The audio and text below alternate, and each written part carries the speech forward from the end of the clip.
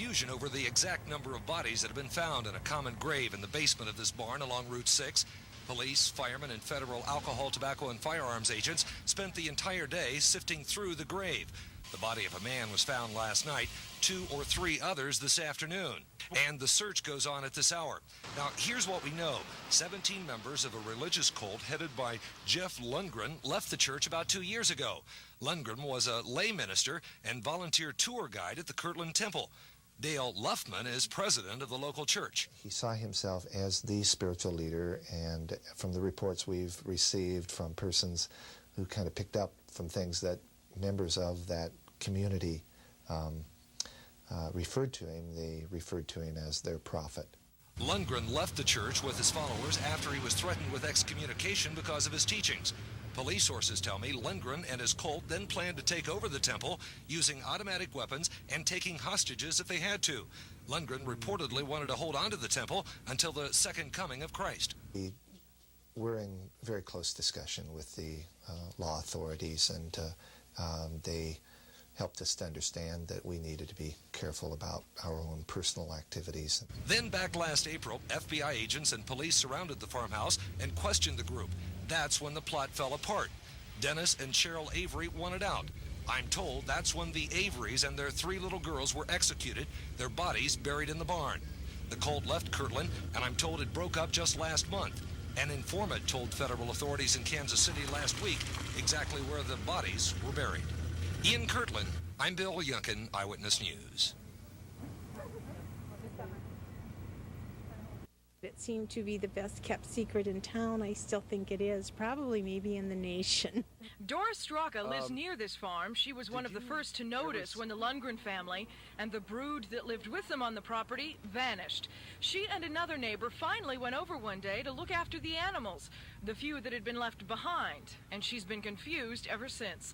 All she knows is that the kids were nice kids, playing on the lawn, helping out with the chores. She knew especially well Damon, shown here in the Kirtland High School yearbook, and Damon's younger brother, Jason. They were always polite, nice, well-spoken, normal kids. Since the Lundgren family disappeared, stories have circulated here in Kirtland. The police scene today became a popular attraction. People who couldn't believe something so horrible could happen in their community. It's hard to believe that, I've passed this place 100 times, and never, thinking. But of course, Kirtland, Ohio is the perfect place for such a confrontation by Jeff Lundgren. This is the birthplace of 2 religions. Joseph Smith founded the Latter-day Saints in this church back in 1836.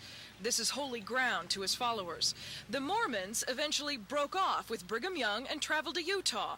Those behind espoused a different theology and called themselves the Reorganized Church of the Latter-day Saints. It was within this faith that Jeff Lundgren tried to promote himself to prophet. And once pressured out, it was against this church that Lundgren wanted to exact his revenge. Whether his revenge led to murder is still being investigated. In Kirtland, Rebecca Shaw, Eyewitness News. One body at a time. Slowly, paramedics and firemen carried the 5 out of the barn tonight. It took about 8 hours for local police and federal agents to dig through the floor of the barn and exhume the bodies. It's total mud, flood, clay. Police aren't saying how they were killed, but the killer had gagged and bound the victims with electrical duct tape. They were then buried under a layer of clay, a layer of stone, and a layer of dirt. Police believe the family was killed and buried in April of 1989. For a year and 9 months, the Kirtland Police Department has been investigating several families who lived together in this house, including the Averys and Jeff Lundgren's family. Police believe Lundgren is the leader of a religious cult responsible for the killings. The FBI stepped into the investigation just before April, after members of the group began threatening Mormon church officials in Kirtland, Kansas City, and Utah.